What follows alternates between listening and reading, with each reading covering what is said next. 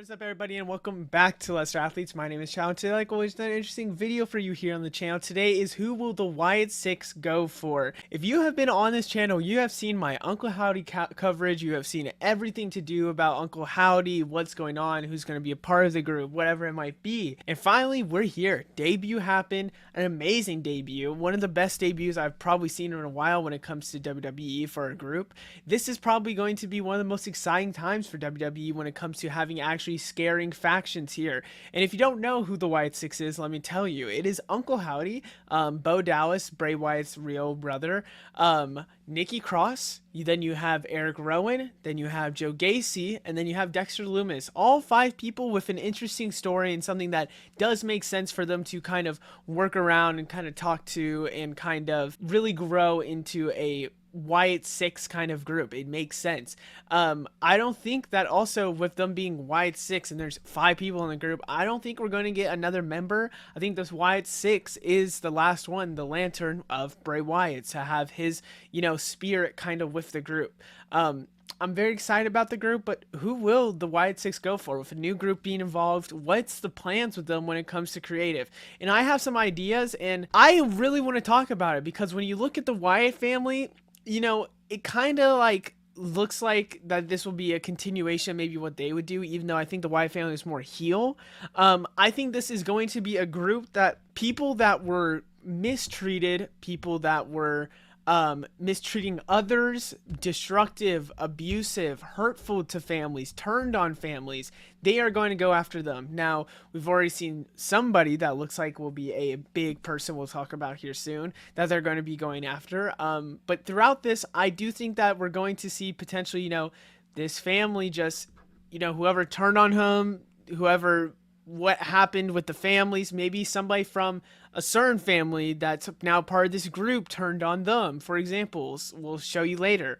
I'm really excited to talk about this, especially with some, honestly, I feel like we're going to get some anti-hero ideals, but let's get started. Starting off the list, I feel like we have to go with Chad Gable. There were already hints kind of saying Chad Gable was going to potentially be involved with this new Wyatt 6 group. You already saw the notebook of Uncle Howdy having the CG on there. You saw the words of "you turned when you stopped saying thank you, you changed when you stopped saying thank you." A big hint that Chad Gable used to say thank you, and now I haven't heard him say a thank you once in a long time. And truthfully, it's because he changed. He is now more of this heel tyrant persona. And of course, now we see Chad Gable is dead. Like, this is insane for WWE to have something like this. Of course, I think Chad Gable is probably going to be the first of their victims for Uncle Howdy. I think realistically, with him not being in this whole Sami Zayn, maybe Sami versus Chad Intercontinental title thing, where I think there's going to be new challengers involved, especially when he turned on his family, especially when he abused them, doesn't care for them. I think we are going to see a Chad Gable go against an Uncle Howdy, and it does make sense. If they are going for people who went against their family and destroyed their families, Chad Gable should be number 1 on that list. Up next, we have LA Knight. I think potentially we could have seen that whole LA Knight versus Uncle Howdy thing kind of just be gone, especially when you want to talk about the potential that LA Knight had with what he's going on now with, going for gold, with feuds with Logan Paul, looking like a main player in the future. I really don't see a world where Uncle Howdy could potentially be a big thing for LA Knight. But if they aren't wanting to continue maybe something with Uncle Howdy with unfinished business, I do think him and LA Knight, especially having a big feud in 2023 with the whole Royal Rumble scene, was a huge thing. And Uncle Howdy could be going for him and kind of going against LA Knight. Now, the things that make me really say no about this is that LA Knight's a completely changed person. When you look at the LA Knight back then, somebody that was booed from the crowd, somebody that was like, I am 100% better than you and I don't care what anybody says, even anybody in this arena. That's not LA Knight anymore. Yes, he's going to say, I am still better than you, which could be a hint that Uncle Howdy may not like that.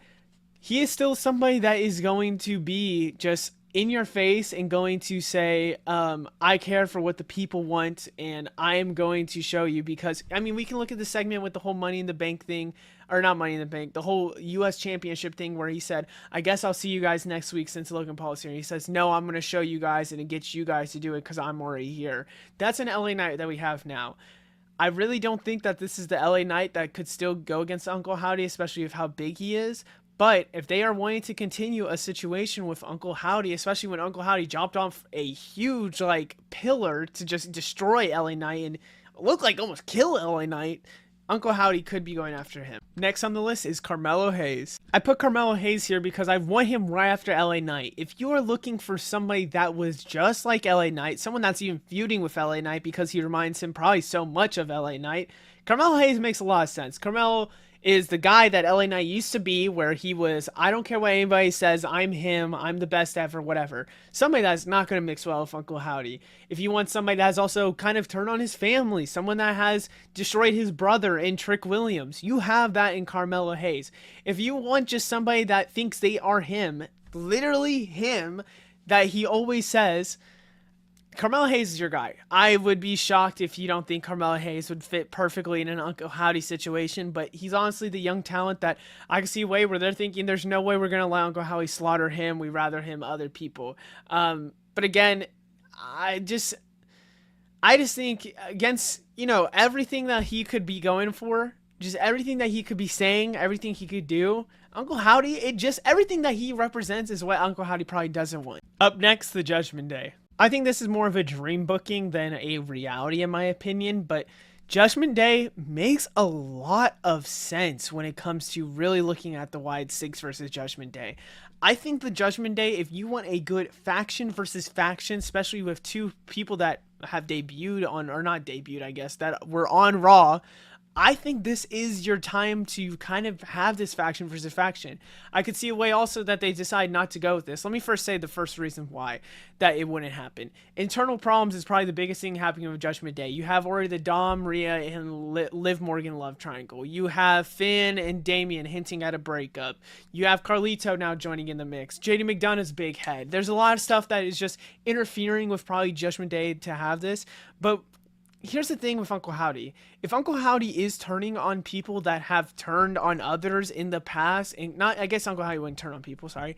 If Uncle Howdy is going against people that have turned on others in the past, have let down families in the past, why would the Judgment Day not be one of the biggest? You have Damian, Rhea, and Finn all turning on Edge, who helped create this new faction, helped try to help the youth.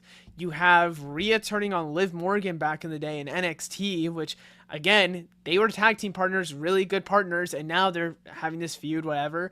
You had Rhea also turning on Nikki Cross when it was kind of Nikki Cross too and involved, which again, Nikki Cross is now with the faction. You have Dom turning on his literal father that shook up the whole thing with the whole Judgment Day storyline. Carlito turning on multiple people. Don't know if Carlito's really in the Judgment Day. Let's be honest here. It's kind of iffy right now. He's kind of just a standalone viber with the Judgment Day. I just see a plan that the Wyatt Six does make sense to go against people that kind of turned on families, and this is the biggest one.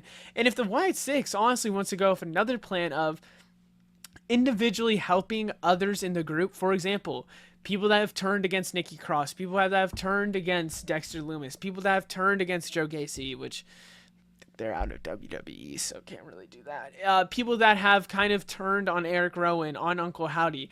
There's people that you want to go against that in that type of way. I do think that this could help with the whole Rhea situation. I'm just kind of dream booking a Judgment Day versus Uncle Howdy, but I really like the possibility of this. Up next, we have Braun Strowman. I think this is kind of an obvious one. Of course, people think that this could be the sixth member in the future, especially with Braun Strowman coming back. I would be kind of interested to see how Braun Strowman entirely comes back into the mix with them, especially when he's had this whole career after them. But Braun, with his ties with the Wyatts already in the real Wyatt family, does make a lot of sense of him trying to go against maybe this faction, maybe this whatever. Or it could be a way that we see him get lured into this group and then maybe last second turning and saying, I don't want to be the part of this. I have this picture here showing that this could be also maybe Eric Rowan's help with Braun.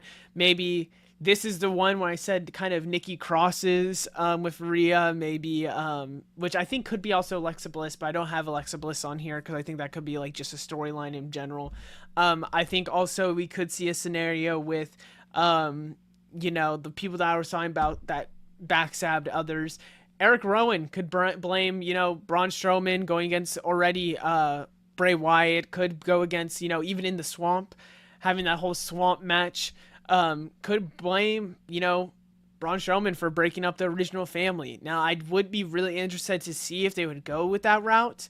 But I do want to throw Braun Strowman here because I think there's going to be a big storyline with him. Up next, we have Seth Rollins. Seth Rollins coming back with the Wyatt Six could maybe be more than a coincidence. I truly believe that maybe Seth Rollins pushing it a little bit to come back this early does kind of maybe lead into some question marks of potentially Seth Rollins getting involved with the Wyatt Six in a way. I feel like if we're really looking for someone that has gone against the Fiend, has gone against just straight up Bray Wyatt, has loved Bray Wyatt. I mean, we saw that even throughout the documentary, Seth Rollins talked so highly about Bray Wyatt, would be open with working with somebody in Uncle Howdy, Bo Dallas, to really increase this Bray Wyatt storyline.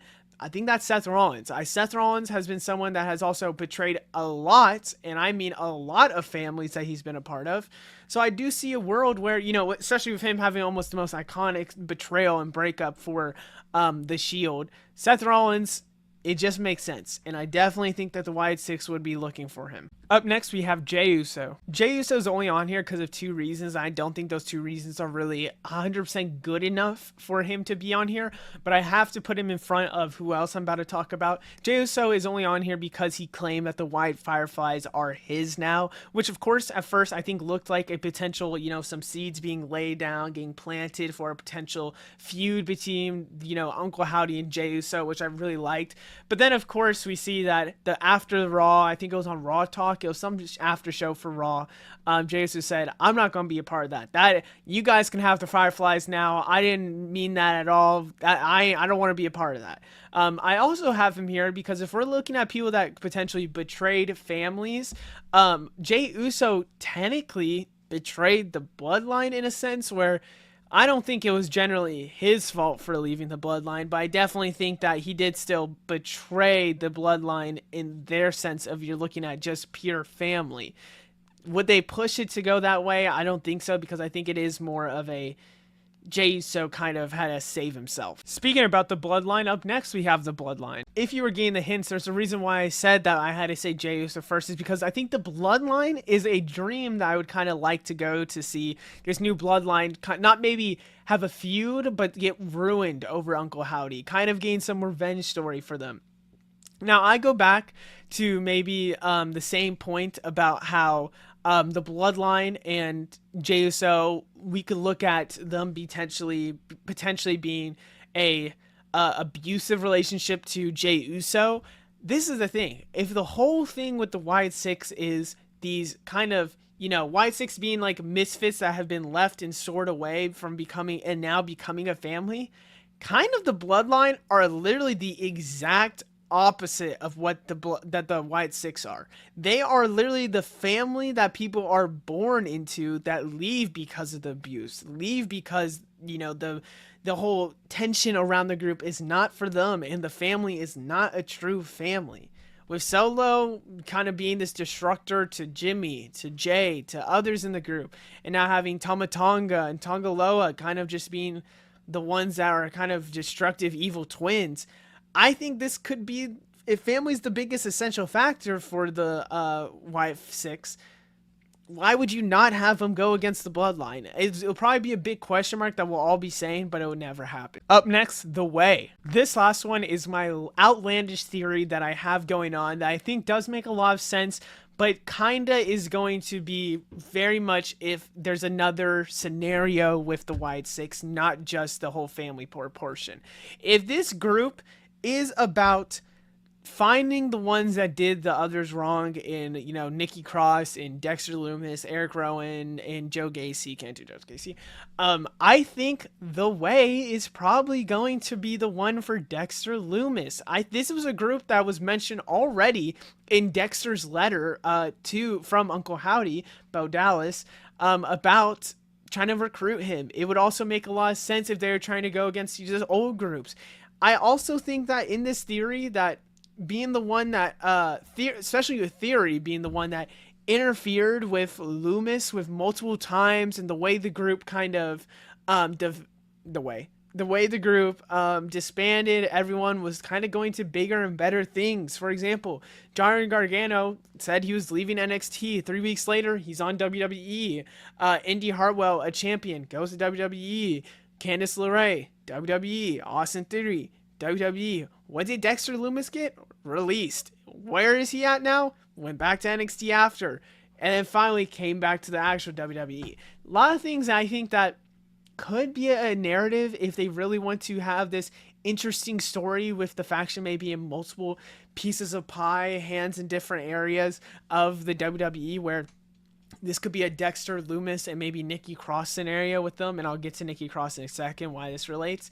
I generally think that this does make sense. I think we could really be seeing some good storytelling, some good callbacks, especially with nothing 100% happening with Candice LeRae and Indy Hartwell right now. Theory seems like he's going to probably go against Grayson Waller, and maybe there's a bigger picture for him in that sense. DIY looks like they'll win the titles off them, so there's another bigger picture in that sense. But if they would decide to go for the group and kind of screw them over, I think it's perfect storytelling, especially when you look at the fact that Candice LeRae, when she came back to WWE, guess who she faced that same day and beat? Nikki Cross. Guess who also kept telling Nikki Cross when she was lonely, trying to find a friend, trying to find friends again, which again was mentioned in the letter with Uncle Howdy when he was writing to Nikki Cross. It was Candice LeRae calling her lonely, being just an asshole to her. I really do think that they could play a story here with maybe there's another story with Dexter Lumis and Indy Hartwell, where Lumis, is trying to go against and screw over and, be disruptive to this old family of his that has betrayed him, but he can't because of Indy Hartwell. I'm just saying, let me know if I'm cooking. I really do believe this could be something here. Other than that, I hope you guys enjoyed. Let me know what you think down in the comments below, and I will see you in the next one. Goodbye.